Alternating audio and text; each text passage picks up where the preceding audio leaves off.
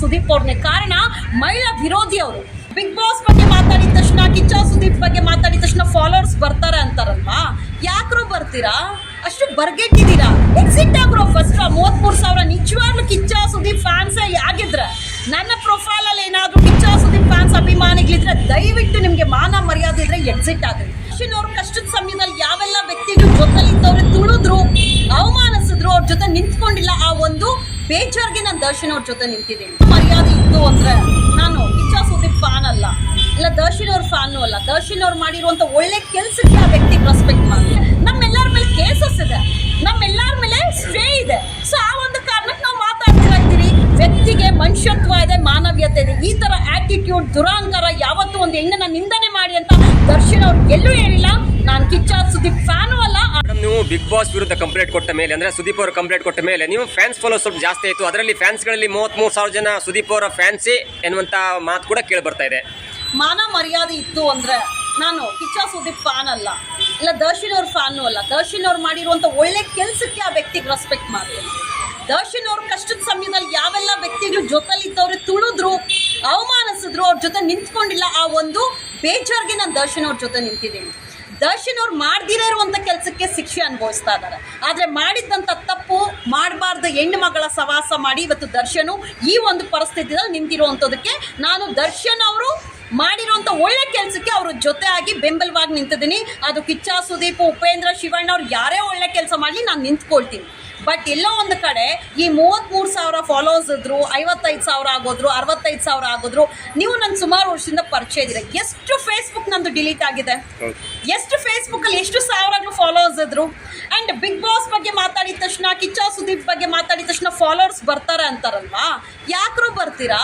ಅಷ್ಟು ಬರ್ಗೆಟ್ಟಿದ್ದೀರಾ, exit agro first. 33,000 ನಿಜವಾಗ್ಲೂ ಕಿಚ್ಚ ಸುದೀಪ್ ಫ್ಯಾನ್ಸೇ ಆಗಿದ್ರೆ, ನನ್ನ ಪ್ರೊಫೈಲಲ್ಲಿ ಏನಾದರೂ ಕಿಚ್ಚ ಸುದೀಪ್ ಫ್ಯಾನ್ಸ್ ಅಭಿಮಾನಿಗಳಿದ್ರೆ ದಯವಿಟ್ಟು ನಿಮಗೆ ಮಾನ ಮರ್ಯಾದೆ ಇದ್ರೆ ಎಕ್ಸಿಟ್ ಆಗ್ರಿ.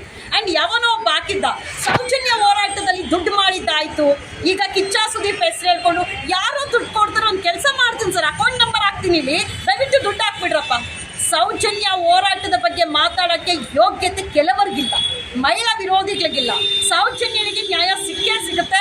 ನಮ್ಮೆಲ್ಲರ ಮೇಲೆ ಕೇಸಸ್ ಇದೆ, ನಮ್ಮೆಲ್ಲರ ಮೇಲೆ ಸ್ಟೇ ಇದೆ.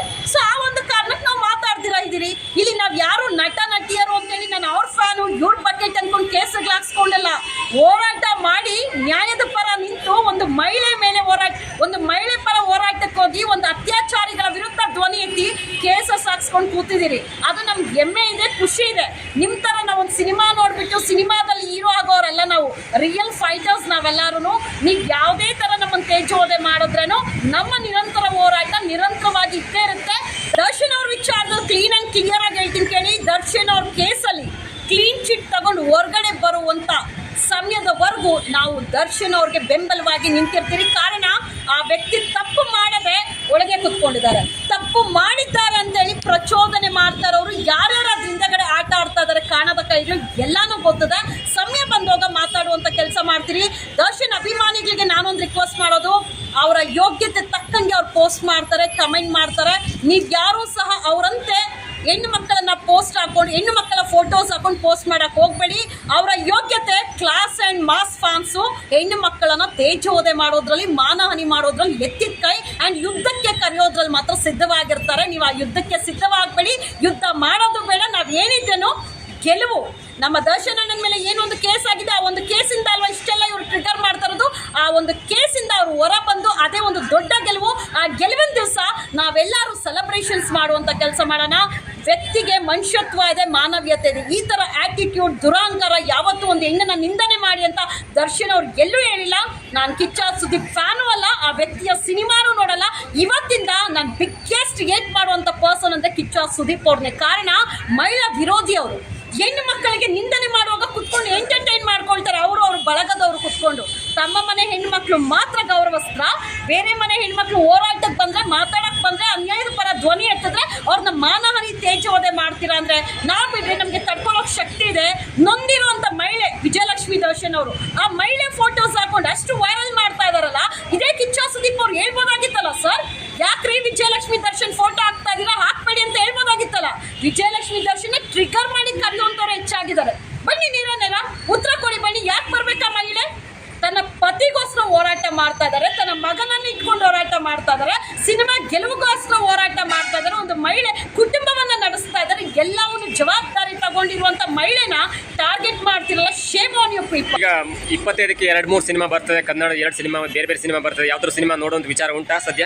ನಾವ್ ಯಾವ ಸಿನಿಮಾನು ನೋಡಲ್ಲ ಸರ್. ಈ ಸಿನಿಮಾದಲ್ಲಿ ನಟಿಸುವಂತ ನಟ ನಟಿಯರು ಏನ್ ನಮ್ಮ ಸಮಾಜಕ್ಕೆ, ನಮ್ಮ ದೇಶಕ್ಕೆ, ನಮ್ಮ ಹೆಣ್ಣು ಮಕ್ಕಳಿಗೆ, ರೈತರಿಗೆ, ಇಲ್ಲ ಯೋಧರಿಗೆ ಕೊಡುಗೆ ಕೊಟ್ಟಿರುವಂತದ್ದು ಏನೂ ಇಲ್ಲ.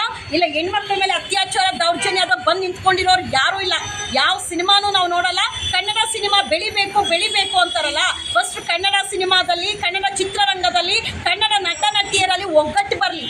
ಅವ್ನ್ ಯಾವ್ದೋ ಸಿನಿಮಾ ಬಂತು ಅವ್ನ ಹೆಂಗ್ ತುಳಿಯೋಣ, ಇವ್ನ್ ಯಾವ್ದೋ ಸಿನಿಮಾ ಬಂತು ಇವ್ನ ಹೆಂಗ್ ತುಳಿಯೋಣ ಅನ್ಕೊಂಡು ಇವ್ರು ತುಳಿಯೋದ್ರಲ್ಲಿ ಬ್ಯುಸಿ ಆಗಿ ಬೇರೆ ಭಾಷೆಯವ್ರು ಬಂದಿಲ್ಲಿ ಒಳ್ಳೆ ದುಡ್ಡು ಮಾಡ್ಕೊಂಡು ಹೋಗ್ತಾ ಇದಾರೆ. ಇವತ್ತು ನಮ್ಮ ಕನ್ನಡ ಸಿನಿಮಾಗಳಿಗೆ ಥಿಯೇಟರ್ಸ್ ಇಲ್ಲ. ಅದೇ ತೆಲುಗು, ತಮಿಳ್ ಸಿನಿಮಾ ಅಂತ ನೋಡಿ ಥಿಯೇಟರ್ಸ್ ರೆಡಿಯಾಗಿ ಕೂತಿರುತ್ತೆ. ಅಂದ್ರೆ ನಮ್ಮ Kannada cinema ಇಂಡಸ್ಟ್ರಿದಲ್ಲಿ ಒಗ್ಗಟ್ಟಿಲ್ಲ.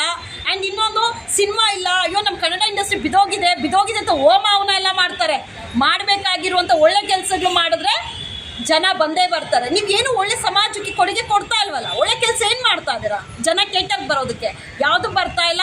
So Kannada cinema ಏನು ರಿಲೀಸ್ ಆಗ್ತಾ ಇದೆ, ಹೋಗಿ ಯಾರ್ಯಾರು ಅಭಿಮಾನಿಗಳಿದ್ದಾರೋ ಇಲ್ಲ ಅಭಿಮಾನಿಗಳಿಲ್ವೋ ಎಲ್ಲರೂ ಹೋಗಿ ಕನ್ನಡ ಸಿನಿಮಾನ ಬೆಳೆಸಿ.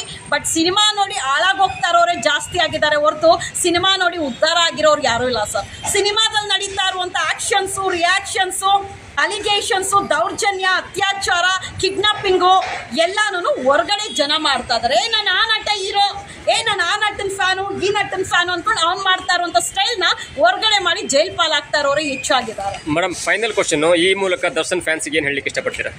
ದರ್ಶನ್ ಅಭಿಮಾನಿಗಳಿಗೆ ನಾನು ಕೇಳ್ಕೊಳ್ಳೋದಿಷ್ಟೇ, ಅವ್ರು ಯಾರೋ ಹೆಣ್ಣನ್ನು ತೇಜೋವಧೆ ಮಾಡ್ತಾ ಇದಾರಂತ ನೀವು ಸಹ ಮಾಡಕ್ಕೆ ಹೋಗ್ಬೇಡಿ. ಅವಾಗ ನಮಗೂ ಅವ್ರಿಗೆ ವ್ಯತ್ಯಾಸ ಇರೋದಿಲ್ಲ. ಹೆಣ್ಣಿಗೆ ಗೌರವ ಕೊಡಿ. ಯಾರಾದರೂ ಹೆಣ್ಣು ಮಕ್ಕಳು ತೊಂದರೆದಲ್ಲಿದ್ದರೆ ಅವ್ರನ್ನ ರಕ್ಷಣೆ ಮಾಡುವಂಥ ಕೆಲಸ ಮಾಡಿ ಅಂತ ಯಾವತ್ತೂ ದರ್ಶನ್ ಅಣ್ಣ ಅವರು ಅಮ್ಮ, ಬಾಮ, ಹೋಗಮ್ಮ ಅಂತ ಪ್ರತಿಯೊಂದು ಹೆಣ್ಣು ಮಕ್ಕಳಿಗೆ ಕರೆದಿ ಮಾತಾಡಿಸ್ತಾರೆ ಹೊರತು ಅವ್ರು ಯಾವತ್ತೂ ಮಹಿಳಾ ವಿರೋಧಿಗಳಾಗಿರಲಿಲ್ಲ. ಆ್ಯಂಡ್ ದರ್ಶನ್ ಅವರು ಒಂದೇ ಒಂದು ಕೇಸ್ನ ಇಟ್ಕೊಂಡು ಕೆಲವರು ಮಾತಾಡ್ತಾರೆ. ದರ್ಶನ್ ಅವರು ಒಂದು ಕೇಸಲ್ಲಿ ಸಿಕ್ಕಾಕೊಂಡಿದ್ದಾರೆ, ಕೆಟ್ಟ ಸಮಯ. ಆದರೆ ದರ್ಶನ್ ಅವರು ಎಲ್ಲೂ ಸಹ ಕೊಲೆ ಮಾಡಿಲ್ಲ. ದರ್ಶನ್ ಅವರು ಯಾವ ಮಹಿಳೆಗೂ ಸಹ ತೇಜೋವಧೆ ಮಾಡಿಲ್ಲ, ಇಲ್ಲ ಯಾವ ಕುಟುಂಬವನ್ನು ಹಾಳು ಮಾಡುವಂಥ ಕೆಲಸ ಮಾಡಿಲ್ಲ. ಪ್ರತಿಯೊಬ್ಬ ವ್ಯಕ್ತಿಗೂ ದೇವರಿಂದ ಹಿಡಿದು ರಾಜಕಾರಣಿಯಿಂದ ಹಿಡಿದು ಎಂಥ ಬಿಸ್ನೆಸ್ ಮ್ಯಾನ್ ಇದ್ರೂ, ಹೆಂಡತಿ ಇದ್ರೂ ಪಕ್ಕದಲ್ಲಿ ಒಂದು ಕೀಪು, ಸ್ಟೆಪ್ನಿ ಎಲ್ಲಾನು ಇಟ್ಕೊಂಡಿರ್ತಾರೆ. ಗಾಡಿಗಳಿಗೆ ಸ್ಟೆಪ್ನಿ ಇಟ್ಕೊಂಡಿರ್ತೀರ. ಅಂಥದ್ರಲ್ಲಿ ದರ್ಶನ್ ಅವರು ಆಕಸ್ಮಿಕನ ಅನಿವಾರ್ಯನ ಒಂದು ಮಹಿಳೆ ಸವಾಸ ಮಾಡಿದೊಂದೇ ಒಂದು ತಪ್ಪಿಗೆ ಇವತ್ತು ದರ್ಶನ್ ಅವರು ಈ ಒಂದು ಪರಿಸ್ಥಿತಿದಲ್ಲಿದ್ದಾರೆ. ಎಲ್ಲರೂ ಕೇಳ್ಕೊಳ್ಳೋದಷ್ಟೇ, ಆ ಒಳ್ಳೆ ಮನುಷ್ಯ ಹೊರಗಡೆ ಬರಬೇಕು. ಸಿನಿಮಾ ಇಂಡಸ್ಟ್ರಿಗೆ ಬೇಕಾಗಿರುವಂಥ ಮನುಷ್ಯ, ಯಾಕಂದರೆ ಪ್ರತಿಯೊಬ್ಬರನ್ನು ಬೆಳೆಸಿರುವಂಥ ಮನುಷ್ಯ ದರ್ಶನ್ ಅವರು. ಆದರೆ ಇವತ್ತು ದರ್ಶನ್ ಅವರು ಕೆಳಗೆ ಬಿದ್ದು ಎಲ್ಲರೂ ತುಳಿಯೋರೇ ಹೆಚ್ಚಿನ ಸಂಖ್ಯೆ ಆಗಿದ್ದಾರೆ. ದರ್ಶನ್ ಅಭಿಮಾನಿಗಳಿಗೆ ತಾಳ್ಮೆ ಇರಲಿ, ಸಹನೆ ಇರಲಿ. ಪ್ರಚೋದನಕಾರಿ ಹೇಳಿಕೆಗೆ ತಲೆ ಕೊಟ್ಟು ಸುಮ್ಮನೆ ಕೇಸಸ್ ಹಾಕ್ಸ್ಕೊಳ್ಳುವಂಥ ಕೆಲಸ ಮಾಡೋಕ್ಕೆ ಹೋಗಬೇಡಿ ಅಂತ ದರ್ಶನ್ ಅಭಿಮಾನಿಗಳಲ್ಲಿ ನಾನು ಕೇಳ್ಕೊಳ್ತೇನೆ.